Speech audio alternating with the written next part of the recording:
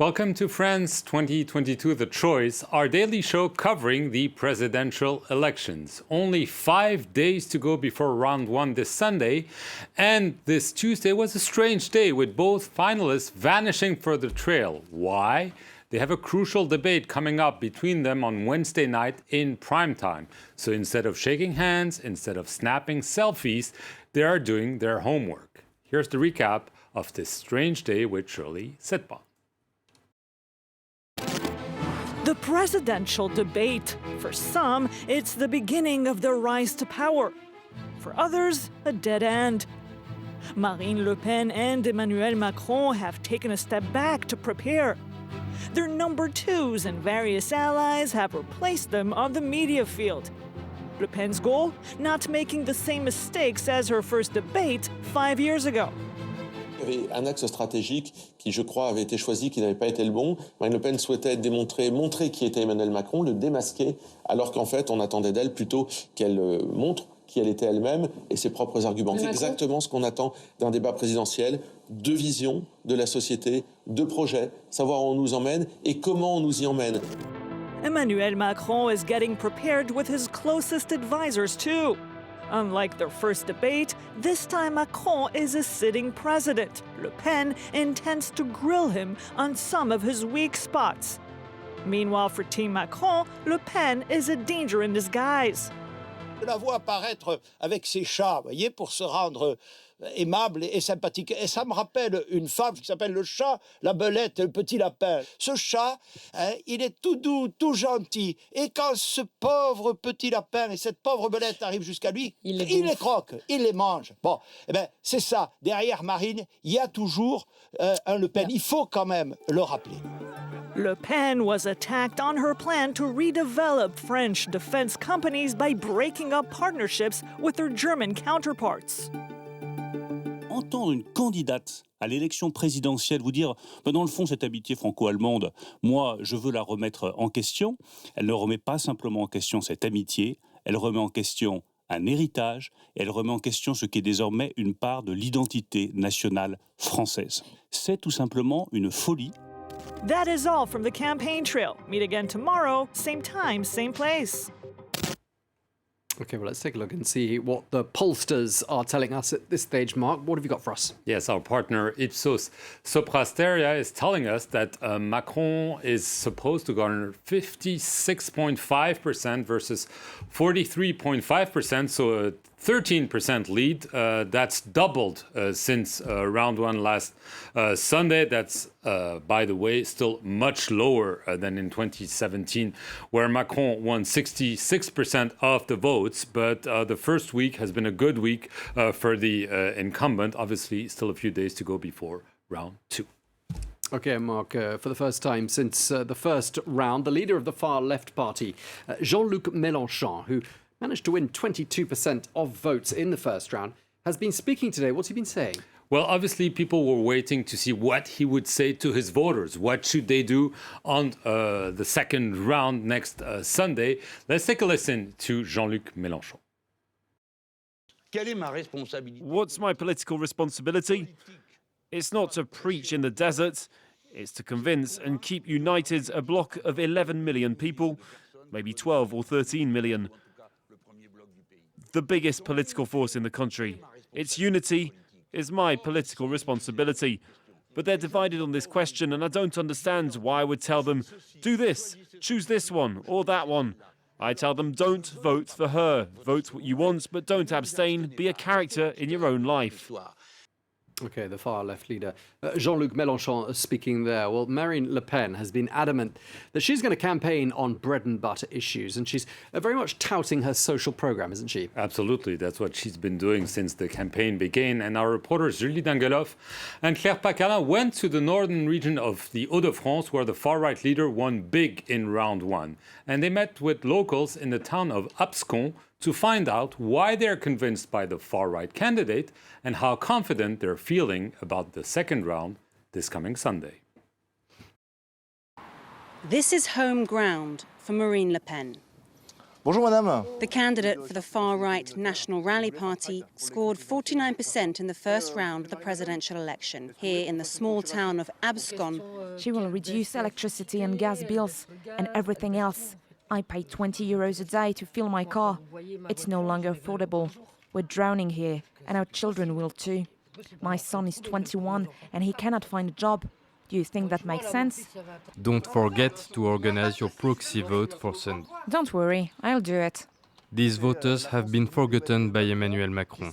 They are not particularly interested in politics until we reach out to them. Every vote counts, because whichever way it goes, the result will be tight. The closure of factories has left a third of the population in the area unemployed. People here are convinced Marine Le Pen can keep her promise to reduce their costs of living, petrol, heating and food bills. Vous soutenez Marine Le Pen? Bien sûr. Ah, très compliqué. Ouais. Ah oui, c'est même plus vivre, on survit. Déjà pour gazer l'électricité, les orages, pour ça, déjà... C'est même plus vivre. Parce qu'avec Macron, c'est vraiment la misère. Once a left-wing stronghold, for several years now, Marine Le Pen has been a favourite here. But her campaigners are under pressure to encourage more locals to head to the polling stations on Sunday. In the first round of the presidential election, 37% of locals here didn't vote at all. And we're now joined on set by Valérie Dekimpe, our environment editor. Good evening to you. Good evening. Valérie, the environment was largely absent, let's put it this way, from the campaign, but now it seems it's back on the table. Emmanuel Macron gave a lengthy speech on the issue this weekend in Marseille, and he explained to a radio station why. Let's take a listen. Une des choses sur lesquelles je me suis sans doute... One of the things which I've undoubtedly changed the most intellectually is my relationship with nature. The issue of the environment, it wasn't something that I'd sufficiently thought about. I'm not saying I've reached the end of the road, but I've read a lot and tried to understand the topic better. So, Valérie, we just heard the explanations of Emmanuel Macron, but what's the real reason? Well, obviously, he's hoping to poach voters who supported Jean-Luc Mélenchon, the leftist candidate, and so he needs to recapture that green vote. And so last week, he was in the port city of Le Havre, where he talked about wind power, Le Havre actually being a Mélenchon stronghold during the first round of the election. And more recently, he was in Marseille, where he also gave a lengthy speech on the issue of the environment. He made a series of proposals adding to his existing program, climate plan and climate strategy. The highlight of his proposals, perhaps, was to appoint a prime minister who would be in charge of ecological planning, the green transition, if you will. And when he talks about ecological planning, he's directly borrowing a term used by Jean-Luc Mélenchon, the leftist candidate. He also mentioned during that speech in Marseille that he wants to create a national holiday to celebrate nature. He said he wants to dismantle more than 50 illegal dumping sites, plant 140 million trees by 2030. I mean, those are all symbolic gestures, and it's hard to see how Emmanuel Macron will be able to convince, will be able to appeal to left-wing voters who have said quite clearly that they want a radical transformation. Now, he knows that he will have a hard time convincing environmentalists, and that is why I think that part of his strategy now, going into the second round of the election, has been to criticize his opponent Marine Le Pen, accusing her on several occasions of climate skepticism, describing his own climate strategy as progressive, as forward-looking, but saying that Marine Le Pen's strategy was absolute madness. Those were the words of Emmanuel Macron to talk about Marine Le Pen's strategy, madness. Okay, so that's what Macron's been saying, but let's take a closer look at what both candidates are saying and proposing with regards to the environment. Well, where does Marine Le Pen stand on all this? Well, the environment has not been at the heart of her campaign. We have seen that quite clearly. Her philosophy is about defending France's energy independence, agricultural independence. It's not at all about climate diplomacy. She has said quite recently, though, that she does not intend to quit the Paris Agreement if she's elected, but she wants the EU to play a minimal role in the country's climate goals. Now, if we compare Emmanuel Macron and Marine Le Pen, their there. They have some things in common, surprisingly, when it comes to the environment, but they are quite far apart, and many in several sectors. So they both want to boost nuclear energy in France. Marine Le Pen wants to build 20 new nuclear reactors. Emmanuel Macron wants to add 6 new reactors.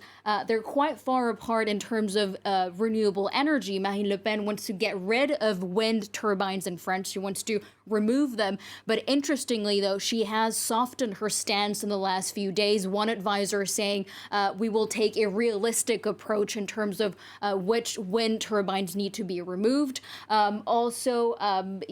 She does not have anything on her electoral program to get petrol cars off the streets, but she does have one measure on energy efficient buildings. Emmanuel Macron has also said he wants to help renovate more than 700,000 homes every year to make them more energy efficient. Now, interesting though, you might be wondering where does that all put the candidates in terms of the Paris Agreement goals. There was a recent analysis showing that Marine Le Pen's strategy would put the country at odds with the Paris Agreement goals. Emmanuel Macron, on the other hand, his strategy has been deemed insufficient to reach the climate goals set by the Paris Agreement. Okay, well, thank you very much indeed for that. you. Our Environment Editor Valérie Dekimpe, thank you. We're in the lead up to the presidential vote, so we're taking the pulse of the country. Our team of journalists has been crisscrossing the country, meeting voters to try to understand their daily lives and their concerns, and as we're about to see, their ideas for the future of the country. Yes, and they headed south to the Pyrenees Mountains to meet Ludovic Solès. Ludovic Solès is a defender of traditional hunting practices. 1 million French people are licensed hunters, making them obviously a coveted electorate for candidates.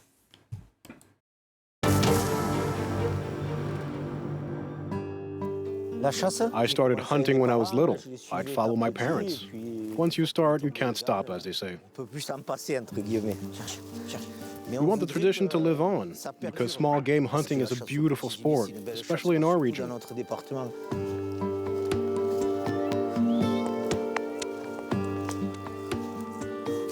We hunt in a reasonable way. If in the morning we say we're going to hunt for partridges, we only hunt for partridges. Shooting itself isn't what we're looking forward to. What we like the most is to see the dog work. It's really the most beautiful thing. We may not be the most environmentally friendly people in France, but we're the people that observe nature the most. People lash out at us for killing animals, but how long has humankind been doing it? Our parents and grandparents and everyone did it to feed themselves. It's the same thing for us. We're continuing the tradition. There are trends that are rising, veganism, vegetarianism, but it's just a passing fancy. These things can't last because there are no real values behind them. People talk about environmentalism. They want to reintroduce bears and wolves. Why not? But that means we have to stop urbanizing. How can you reintroduce species when you fill fields with solar panels and keep building houses? Where are the animals going to live and find food? Now a well-earned break. I remember when I was a kid, it was perhaps the golden years. There was a lot of game, and it was more convivial. And now it's just the two of us. Around here, you have the rugby club and hunting. If you didn't have that, maybe people in the villages wouldn't know each other.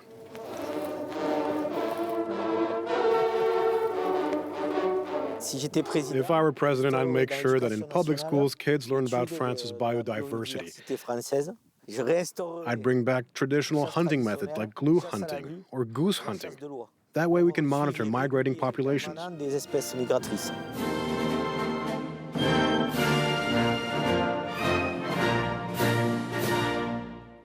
Okay, let's finish on a lighter note, shall we, Mark? Yes, Tom, the candidates are campaigning. They'll be debating tomorrow night on the cost of living, climate change, immigration, etc. But as Prime Minister Jean Castex found out during a visit to northern France today, some voters are really, really keen on very, very specific issues. Take a listen. Est-ce que le plan Fanfare sera reconduit l'année prochaine si le président est réélu? Ça va de pair, monsieur. Ça va ensemble. Avec voilà. Oui, oui, bien sûr.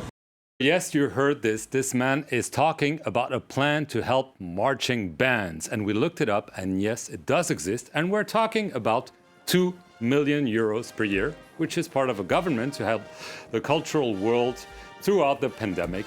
And we'll see you tomorrow for a special edition, I should add, of the campaign show beginning at 8:40 p.m., leading up to the big debate at 9 p.m. here on France 24. Well, thanks for that, Mark Perelman, our French politics editor, and thanks again to our environment editor, Valérie Dekimpe. That's it for this edition of France 2022, The Choice. See you tomorrow.